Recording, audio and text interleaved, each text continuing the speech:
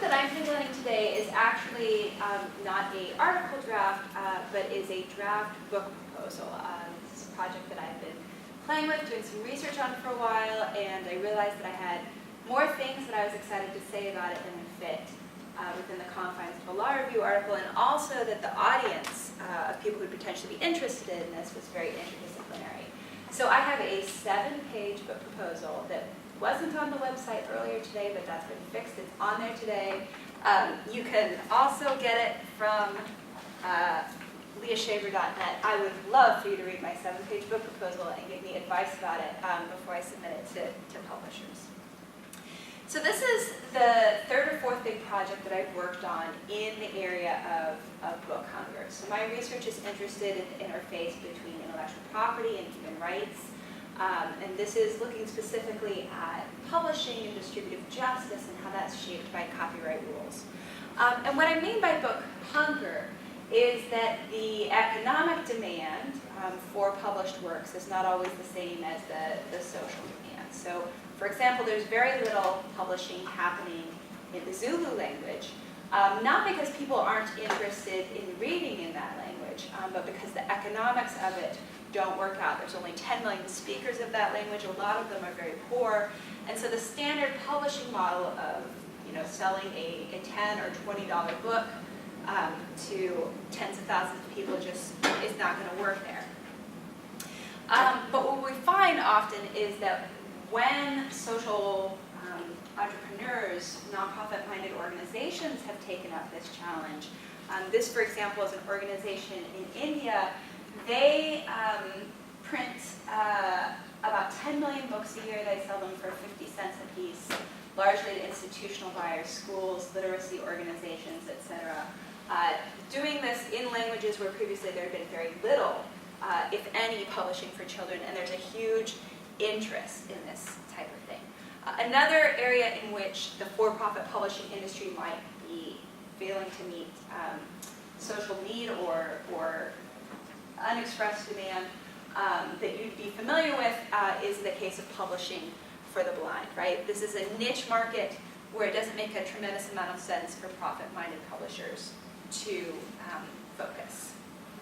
So I'm defining social publishers. I'm finding this is a phenomenon that exists. I found at least half a dozen organizations that I'll put into my group of cases that I'm studying.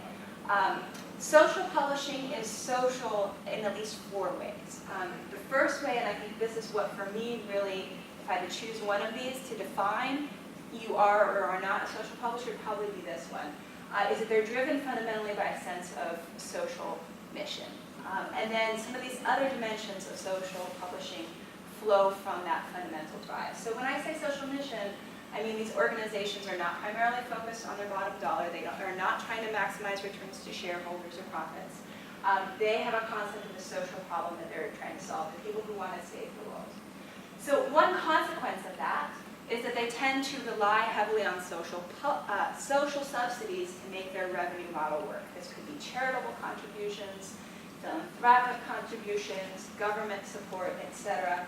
That's an essential part of the business model because they're trying to get books to people who can't afford to pay for them very often. Another dimension that we see common to some but not all social publishers is experimentation with social production in the sense in which Yochai Winkler would use that term. So this includes peer production facilitated by online settings. Some of these organizations are experimenting with or very committed to Creative Commons licensing, etc. And because they're not necessarily trying to recoup their revenue from the sale of each individual copy, they're open to some more creative approaches to copyright. And last, they're committed to social distribution. So instead of a pay-for-access model that's typical in the publishing industry, these organizations want to give books away, want to deliver books at the lowest possible price. They see it as a social good that needs to be delivered to where it's most needed rather than a commodity. So there are a lot of things that to me are very interesting about these social publishers. I'm having a lot of fun talking to them, understanding how their business models work, and I'm excited about communicating all of that to my readers. But I think something is emerging that to me is the most interesting thing will probably be the big meta-narrative of the book. So I'd love particularly to get feedback on that, which is that I'm seeing a lot of innovation happening among these publishers. I don't mean technological innovation in the patent sense, or even necessarily creativity in the copyright sense. If I were going to map this onto an intellectual property, it would probably be business model innovation, right? They are forced by necessity, because they're going after these hard-to-reach market niches where their social mission drives them, to really radically innovate the traditional business model of publishing. At one point earlier in this research, I had a map of a publishing business model that involved 7 or 9 different components. Unfortunately, I got to hear a publisher speak where he's like, really, there's 3 basic things that we do. So I've adopted that framework now. It's simple, but I think it works, right? Publishers have to engage in content acquisition, either by signing authors or producing works. They do a number of things related to the editing and production of the book, which might include printing or might include digital production. And then finally, they have this whole distribution side of the equation where they identify the potential audience for the book and they sell it and they physically distribute it. And if you think about an organization like Amazon.com that had this really disruptive innovation at a particular point in the value chain, right?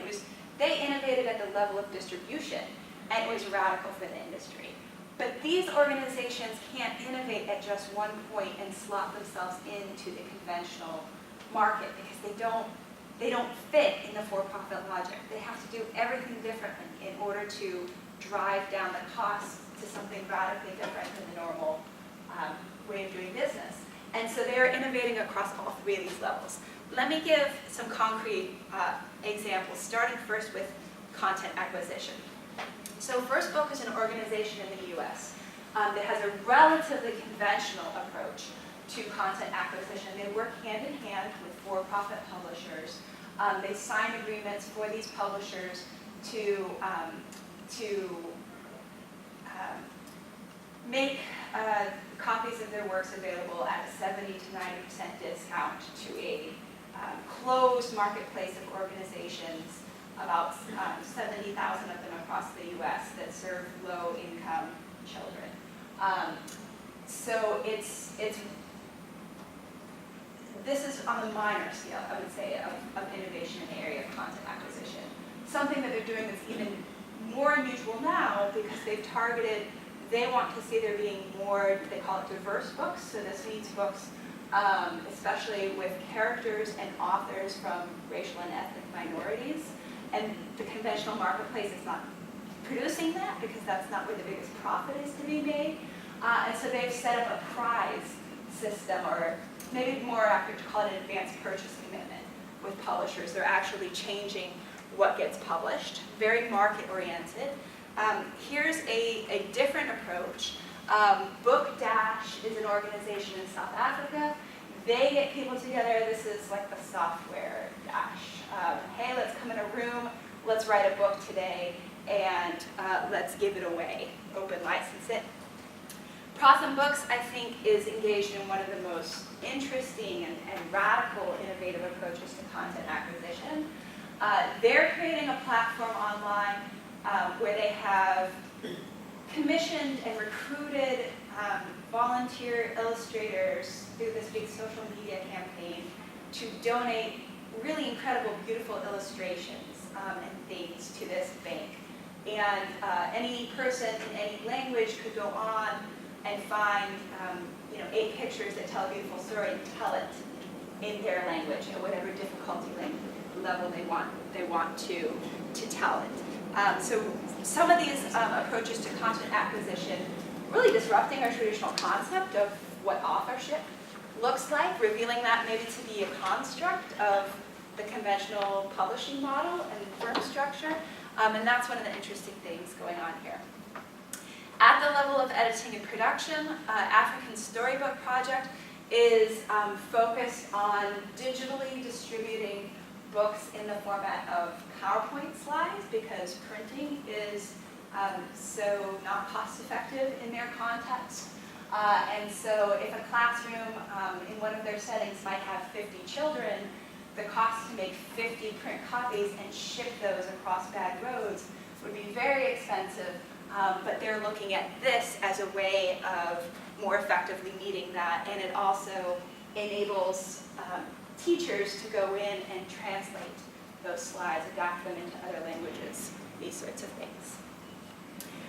Bookshare in the US, another example, they are reported to me that they're often approached by for-profit publishers who are interested in their expertise in ebook platforms and formatting, right? And it was their sense of social mission that pushed them to get on the cutting edge of that technological revolution before the for-profit publishers were interested. And last, in terms of the marketing and sales side of things, one of the interesting organizations that I found in the US, PJ Library, their funding comes from Jewish philanthropic sources. They produce Jewish culturally themed books, and they work with community organizations in different cities to identify Jewish families, to mail a free book to them each month. And the book is free to the family, but it's serving as marketing for the organizations and the philanthropies, and there's all this co-branding and stuff. A really interesting model that they figured out to make that economically viable. And in talking with Pratham Books, one of the big challenges they had in India when they were focused on print and physical distribution was getting it to the most remote village. What they call this the last child problem. And they tried all these creative approaches like a partnership with the railroad system, partnership with the post office, where there's one, all over the country, could they sell their books that way? They tried a partnership with Unilever, and which sells, soaps and things in every small little store. And she said, at some point I realized even if we could ride the trucks with Coca-Cola, it wouldn't work. And as we were talking, realized it's because books aren't a commodity like Coca-Cola, where there's one standard product and you just send it everywhere, right? It's really important that this particular person in this particular location be able to get this particular book in this particular language. And so this organization, it has 2,000 products, ultimately maybe 10,000 products in their line, and they just can't physically make that distribution happen. But through digital distribution, which is now their new focus and their new strategy, they can have this very broad selection and therefore meet not just the mass market needs, but the niche market needs. So I'm calling this mission-driven innovation. This idea that these organizations who are not focused on money, not focused on the profit that we conventionally think is going to be the incentive for innovation, are actually able in some sectors to innovate better than for-profit organizations, in places especially where we see market failure. So I don't know yet how big, how generalizable a concept this is, and whether I'm going to, how much emphasis it'll get in the final thing. I don't want to overclaim this phenomenon, but I see it happening in this sector, and I think it's very interesting. This may be a more general strategy that we can think about as one way that governments can encourage innovation is to fund and support mission-driven organizations that are willing to do difficult, expensive work of innovating where there's a high risk of failure. Because innovation is not necessarily a profit-maximizing strategy. Another thing that I think will be interesting is whether some of the things that these nonprofit social publishers are innovating in fact represent the future of the publishing industry more broadly, as publishing follows music through the digital transition. And then these are some of the specific questions that I'd love to get your input on. What are other ideas and literatures that pop into your mind as I'm talking about social publishing? What are you curious about that I haven't talked about? What seems wrong about my interpretations? And yes, please read that 7-page book proposal and give me your comments on it before I start shopping it to my editor. Question in the back. Okay, I had to step out for a second, so I don't know if you touched this, but did you also think about some failures in social book publishing, most notably Wikibooks, which is, so Wikimedia Foundation has Wikibooks, it's been around for years, and it hasn't nearly reached the scale. I don't know Wikibooks. Yeah, so it Thank has, you. I think it fits in your definition. You have the not-profit organization, use collaborative editing, but you know, it's never really reached the same successes as Wikipedia or Wikia and all these other social platforms. So that's one thing maybe just to consider. If you're looking at innovation publishing, you should probably also look at the increase. There's been a couple places where they begin to issue tokens. So there's in the context of a musician and also a blog. So they issue like a token and it gives it to the readers and contributors. So they basically use that token to coordinate activity internally inside the blog. There's two. There's one called Tatiana Coin, which is for a musician. There's also a blog Let's Talk Bitcoin. They actually issue like a token and people earn it based on what they're doing. So it's kind of an alternative. And that's a way to coordinate the social production, or yeah, so for consumers to vote on what they want? That community production to get quantified. There's lots of interesting legal issues and also things around mitigation of it, but it's definitely, I think, something that's going to grow. Okay, thanks. So Brewster Kahle does his bookmobile, and he's driven his bookmobile around a number of developing countries. So what he does is he basically prints out little books and gives them away in the country, in various countries. And so he downloads things from Internet Archive and then can print them out.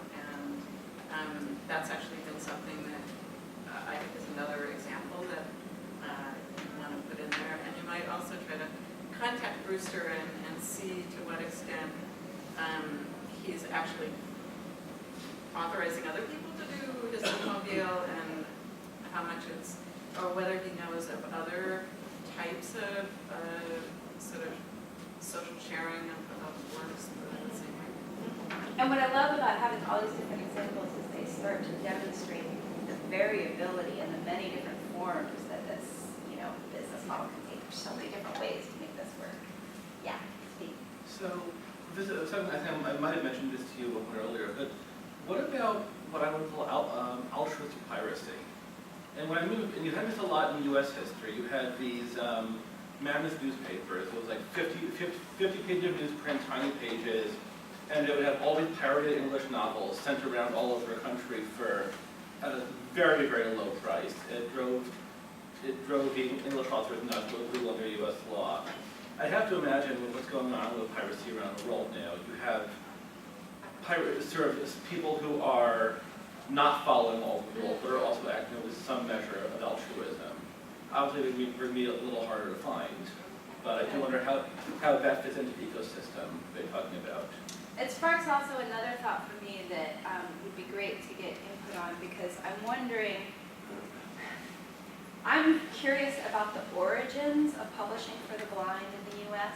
Before there was a statutory exception that explicitly blessed it. Were they just like, fair use entrepreneurs, we're going to do this, or like, we know it's illegal and we're going to do it anyway, or like, how did that start in the early days? Were they altruistic pirates? Yeah. And I don't know if that story's been told already, so if anybody has heard of it or thinks that it's interesting or uninteresting, let me know. Yes. There is like an infinite number of directions you could go. Just want to point out, like, in some countries, like in Chile, they have like a complete exemption for reproducing for the blind, and it's very rarely used. So, copyright is a small part of the story. There are other institutional factors that are preventing this kind of social production. And I think that's the story that this book will tell. It's like you need these organizations and you need these entrepreneurs. It's not just about having an enabling legal framework. So I'm somewhat surprised by the three models you have. Is that based on the control-based publishing model? Right? The content acquisition. Yeah, okay. marketing and selling is the end game, but I think you're moving away from that, right? So the question for you is, how big do you see a role of social adaptation? Right, so you can fit within social production, but I think it's somewhat different. It's post-marketing. And so, for example, Zulu is a very difficult language to speak. Right? People can have the different phonetics, talk about how to speak it, they can do the translation with English and put it together, but they do it by individual readers as opposed to going back to the publisher. Right? That would be within the social publishing you're talking about, but that is somewhat different. I'm going to get more details from you on that. I have a minute and a half if there's any other. Yes, Sean. Can I just give you an interesting, when I heard your definition of social publishing, what occurred to me very interestingly, this is very similar to what Gandhi was doing in the 1930s, where he was willing to only license his works when they were being translated into vernaculars. Again, to have the broadest possible outreach of the stuff he was saying for literacy purposes, only to publishers who would promise not to be driven by profit. So, Interesting. Thanks. Yeah, is there one more? So you might add the Samizdat in Russia during a time when there was when novels were being suppressed by the Soviet government. How did they get